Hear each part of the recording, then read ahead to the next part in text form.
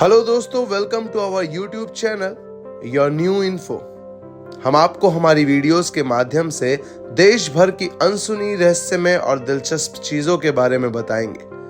पूरी जानकारी के लिए वीडियोस में अंत तक बने रहिए। तो आइए शुरू करते हैं हमारा आज का वीडियो। क्या आप जानते हैं शाहजहां ने क्यों मुमताज के शव को ताजमहल में नहीं दफनाया?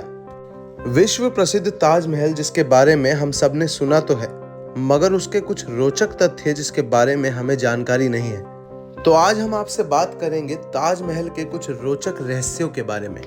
1632 में मुगल सम्राट शाहजहां, जिसका शासन 1628 से 1658 तक चला, अपनी पसंदीदा तीसरी बेगम मुमताज, जिसका निधन अपने 14वें बच्चे के जन्म के बाद हो गया था, की याद में ताजमहल का निर्माण करवाया। ताजमहल, जिसका निर्माण कार्य 1631 से 1648 तक चला, 5 अतिरिक्त साल यानी कि 1653 तक काम होने के बाद यह पूरा हुआ। पूरे 22 साल के बाद विश्व का 7वां अजूबा बनकर खड़ा हुआ। 2024 में इसकी उम्र 371 साल की हो गई है। ताजमहल के निर्माण में 20,000 से भी अधिक मजदूर लगे थे। कहा तो यह भी जाता है कि शाहजहां ने ताजमहल बनाने वाले सभी मजदूरों के हाथ कटवा दिए थे, जिससे पूरी दुनिया में कोई भी दूसरा ताजमहल जैसी इमारत ना बनवा सके। कई इतिहासकारों का यह भी मानना है कि शाहजहां ने सभी मजदूरों को मुंह मांगी कीमत देकर यह करारनामा लिखवाया कि वो कभी भी ऐसी इमारत नहीं बनाएंगे। यह मकबरा मुगल वास्तुकाल का एक उत्कृष्ट उदाहरण है। इसमें एक बड़ा गुंबद, 4 मीनारें, एक मस्जिद, एक मेहमान खाना और एक बड़ा बाग है। महल के दीवारों की जो नक्काशी है, उसकी तकनीक इटली के कारीगरों से सीखी गई थी। पत्थर को तराशने के लिए बलूचिस्तान के कारीगरों को बुलाया गया था। 28 किस्म के बेशकीमती रत्नों को संगमरमर में जोड़कर भव्य महल का निर्माण हुआ। अहमद लाहौरी, जो अपने समय के सुप्रसिद्ध आर्किटेक्ट थे, उन्होंने ही ताजमहल का नक्शा तैयार किया था। लाल किले का नक्शा भी उन्हीं के द्वारा बनाया गया था। ताजमहल के निर्माण में बहुत पैसा लगा था। लगभग 32 मिलियन रुपए खर्च किए गए थे, जो आज के समय में लगभग 1.06 अरब डॉलर के बराबर होगी, जिसके कारण शाहजहां को वित्तीय समस्याओं का सामना करना पड़ा था। शाहजहां के बेटे औरंगजेब ने इस निर्माण का विरोध भी किया। उन्हें लगता था कि ये परियोजना बहुत ही महंगी है और इससे राज्य के खजाने पर बोझ पड़ेगा। प्रसिद्ध ताजमहल के इतिहास की कहानी हमेशा श्रोताओं को आकर्षित करती आई है। यहाँ कुछ ऐसे तथ्य और भी हैं जिनके बारे में हम आपको आगे बताएंगे। शाहजहां की प्यारी मुमताज महल की समाधि के ठीक ऊपर मुख्य हॉल की छत पर एक छोटा सा छेद है। लगता है जैसे भव्य ताजमहल में कोई कमी सी है। ऐसा कहा जाता है कि एक शिल्पकार ने सम्राट के एक निर्दोष स्मारक के सपने को तोड़ने का फैसला किया, इसलिए उसने एक छेद बनाया जो रानी की समाधि के लिए लंबवत था। फिर आप देखेंगे कि मीनारें बाहर की ओर झुकी हुई हैं। ऐसा भूकंप जैसी प्राकृतिक आपदाओं से स्मारक की रक्षा के लिए बनाया गया था।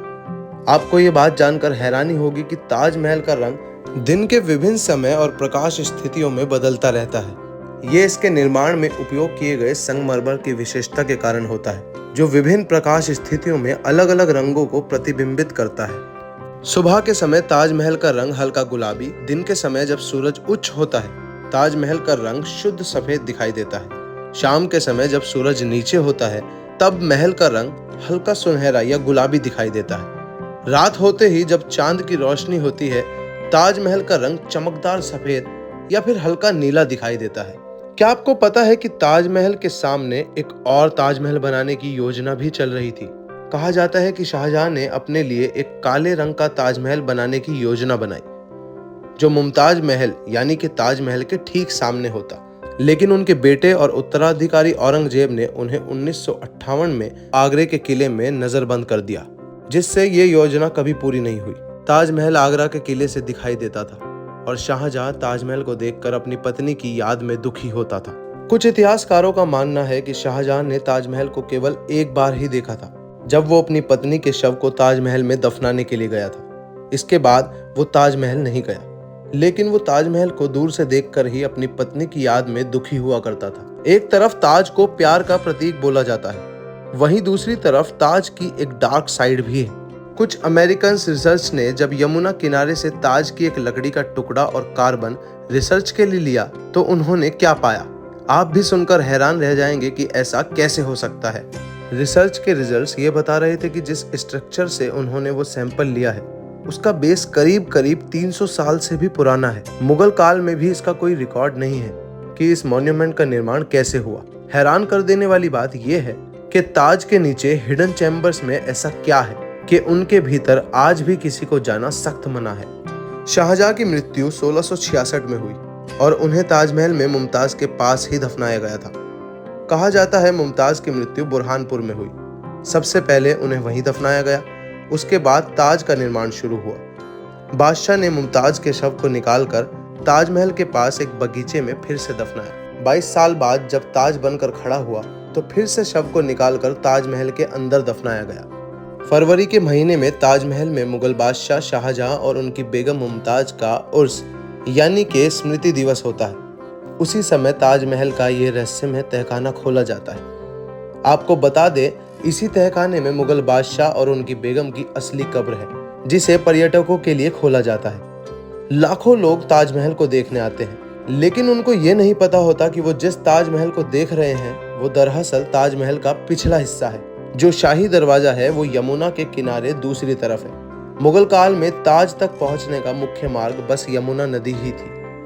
धीरे धीरे नदी बढ़ती गई और नदी का चबूतरा नष्ट हो गया, जहां से बादशाह आया करते थे। इन रहस्यों से ही ताजमहल की आकर्षकता बढ़ती है। यूनेस्को की विश्व धरोहर स्थल में ताजमहल भी शामिल है, जो दुनिया में सबसे अविश्वसनीय स्मारकों में से एक है। ऐसी ही दुनिया की रोचक जानकारियों के लिए बने रहिए हमारे साथ। Thanks for watching this video. अगर वीडियो पसंद आई हो तो वीडियो पर लाइक, शेयर, कमेंट कीजिए। हमारे चैनल को सब्सक्राइब करना ना भूलें। हमारी वीडियो को सबसे पहले देखने के लिए बेल आइकन को दबाएं। मिलते हैं बहुत जल्द एक नई वीडियो के साथ। धन्यवाद।